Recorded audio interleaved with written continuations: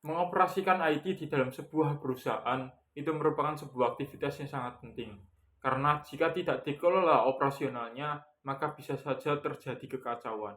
Oleh karena itu, COVID-5 menganjurkan sebuah proses penting yang dinamakan sebagai manage operation. Aktivitas ini merupakan bagian dari domain manajemen ketiga dari proses COVID yang disebut sebagai DSS, Deliver, Service, and Support.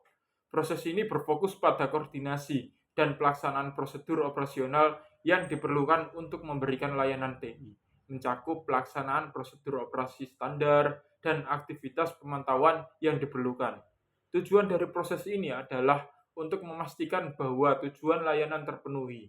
Proses tersebut mendukung pencapaian tiga tujuan terkait TI. Tujuan pertama adalah untuk memastikan bahwa risiko bisnis terkait TI dikelola. Pencapaiannya diukur dengan jumlah insiden TI signifikan yang tidak teridentifikasi dalam penilaian risiko dan berdasarkan frekuensi pembaruan profil risiko.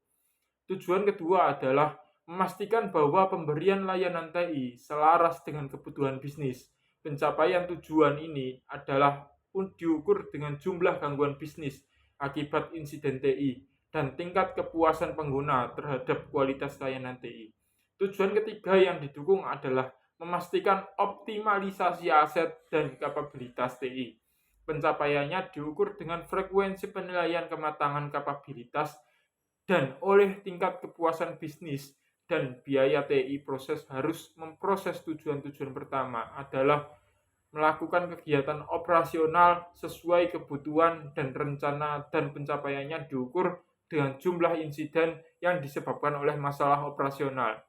Tujuan kedua adalah memantau, mengukur, dan melaporkan operasional kegiatan, dan pencapaiannya diukur dengan persentase kejadian operasional. Jumlah insiden proses memiliki 5 praktik, dan praktik pertama adalah melakukan prosedur operasional entitas. Yang bertanggung jawab atas praktik ini adalah kepala operasi TI. Praktik tersebut menerima satu masukan berupa rencana operasi dan penggunaan dari proses BAI 5, COVID-5, menghasilkan dua keluaran, yaitu jadwal operasional dan log cadangan keduanya untuk digunakan secara internal. Kegiatan yang terlibat dalam praktik ini termasuk pengembangan dan pemeliharaan prosedur operasional untuk mendukung pemberian layanan. Kegiatan operasional harus dijadwalkan, dilakukan, dan dipantau untuk pengukuran kinerja dan hasil. Keluaran harus disampaikan sesuai rencana dan data yang diharapkan harus diproses tepat waktu. Standar keamanan harus dipastikan ketika menangani data, selaras dengan kebijakan keamanan perusahaan, dan akhirnya pencadangan log harus dijadwalkan dan diambil sesuai kebijakan cadangan.